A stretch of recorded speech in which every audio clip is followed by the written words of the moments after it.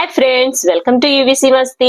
1948 ఫిబ్రవరి 24న కర్ణాటకలోని మాండ్య జిల్లా పాండవపుర తాలూకాలోని మెల్కోటెలో తమిళ అయ్యంగార్ కుటుంబంలో జన్మించారు జయలలిత. సినీ నటిగా ప్రస్థానం ప్రారంభించిన ఆమె అన్నాడీఎంకే అధినేత్రిగా, తమిళనాడు సీఎం గా ఎదిగిన తీరు నిజంగా అద్భుతం. తమిళనాడు రాజకీయాలను కంటి చూపుతోనే శాసించిన అతి కొద్ది మంది రాజకీయ నేతల్లో జయలలిత ఒకరు. 1991 నుండి 2016 మధ్య ఆమె 14 ఏళ్ల పాటు తమిళనాడు సీఎం గా పనిచేశారు. రాజకీయాల్లో ఎలా ఉన్నప్పటికీ నిజ జీవితంలోనూ వ్యక్తిగతంగానూ ఆమె ఎంతో సున్నిత మనస్కురాలు. ముఖ్యంగా సినీ పరిశ్రమకు సంబంధించిన వాళ్లను తన సొంత కుటుంబ సభ్యులుగా చూసుకుంటూ ఉంటారామె. అలాగే ఎవరికైనా వారి అర్హతకు తగిన గుర్తింపు రాకపోతే వాళ్లకు దగ్గరుండి మరి తమిళనాడు గవర్నమెంట్ తరఫున తమిళనాడు కలైమామణి అవార్డును బహుకరించి వాళ్లను గౌరవించుకునేవాళ్ళు. ఇది ఇలా ఉంచితే ఆమె సీఎం గా ఉన్న సమయంలో 1994లో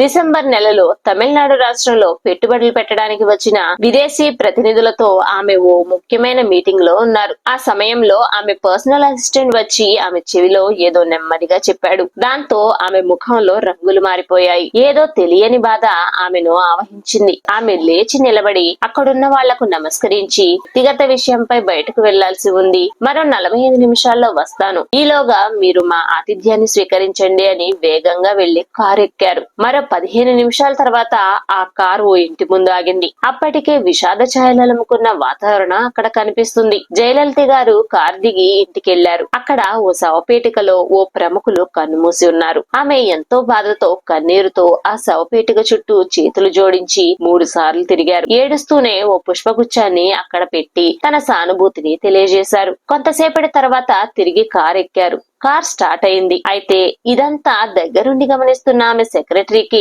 మనసులో ఒకటే సందేహం. జయలలిత గారు ఎన్నో అవమానాలు ఎదుర్కొన్నారు, ఎన్నో కష్టాలు చవి చూశారు. కానీ ఆమె కన్నీరు పెట్టడం ఎప్పుడూ అతను చూడలేదు. కానీ ఆ శవపేటిక చుట్టూ తిరుగుతూ ఆమె వెక్కి వెక్కి ఏడవడం చూసి అతను ఆశ్చర్యపోయాడు. ఆమె కోసం ఈమె ఎందుకిలా ఏడుస్తున్నారు, అసలు ఆమె ఎవరు అనేది అతని సందేహం. ఉండబట్టలేక ధైర్యం చేసి అతను సందేహాన్ని ఆమె ముందుంచాడు. దానికి ఆమె కన్నీటితోనే సమాధానం ఇచ్చారు. ఆమె ఎవరో కాదు, నాకు ఆకలి తీర్చిన అమ్మ, మా సూర్యకాంతమ్మ. ఒక మహానటి. షూటింగ్ కు వచ్చినప్పుడు రకరకాల వంటలు చేసి పెద్ద పెద్ద క్యారేజ్లలో తెచ్చి అందరికీ పెట్టేవారు. ఆమె చేసిన పులిహార, మసాలా వడలంటే నాకు చాలా ఇష్టం. స్టూడియోలో ఆమె షూటింగ్ జరుగుతుందని తెలిస్తే చాలు, వేరే ఫ్లోర్ లో పనిచేస్తున్న నేను భోజనానికి ఆమె దగ్గర చేరేదాన్ని. మా అమ్మ తర్వాత అమ్మ వంటిది అని ఆమె చెప్పారు అతనికి. ఆ తర్వాత తిరిగి వెళ్లి ఆమె మీటింగ్ ని కొనసాగించారు. ఇక్కడ సీఎం స్థాయిలో ఉండి సూర్యకాంతం గారి భౌతిక కాయాన్ని చూడటానికి వెళ్లిన జయలలిత గారిది ఎంత మంచి మనస్సో.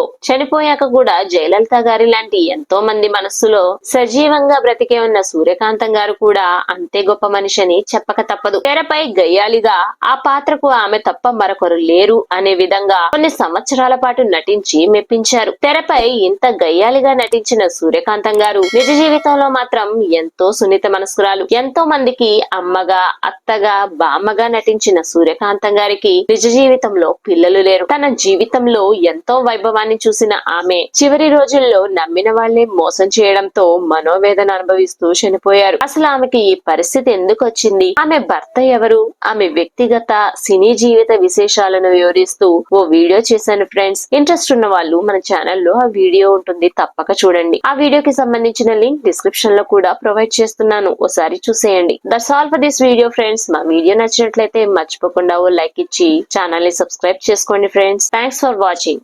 జై హింద్.